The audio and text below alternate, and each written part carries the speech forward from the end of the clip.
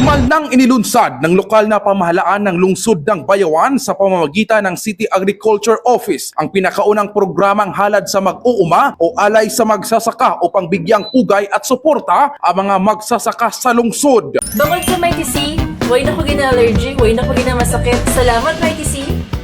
Sa isang pahayag na inilabas ni Mayor John T. Rimon Jr. kahapon, Hunyo 16, ipinaabot niya ang kanyang malaking kagalakan at pasasalamat sa mahalagang kontribusyon ng mga magsasaka na siyang nagtitiyak ng supply ng pagkain sa bawat pamilya. Tinawag din niya ang mga ito bilang mga tunay na bayani ng bukirin. Sa nasabing aktibidad, nakatanggap ang mga magsasaka na mga buto ng gulay at seedlings, mga biocontrol agents, pataba o abono at iba pang pangunahing kailangan sa pagsasaka. Bukod sa mga ayudang ito, nabigyan din ng pagkakataon ang mga benepisyaryo na mairehistro ang kanilang mga pananim upang makakuha ng crop insurance bilang karagdagang proteksyon sa kanilang kabuhayan. Tiniyak naman ng alkalde na magpapatuloy ang pagsisikap ng lokal na pamahalaan sa pagpapalakas ng sektor ng agrikultura at sa pag-aalaga sa mga magsasaka na siyang tunay at matibay na pundasyon ng food security sa lungsod ng Bayawan. Balita mula rito sa lungsod ng Bayawan, Negros Oriental. Para sa Mighty C Network News, ito si K5 Dondig Glodovi para sa Kampiyon na Balita, Serbisyo Publiko at Kasiyahan sa buong Pilipinas, K5 News FM.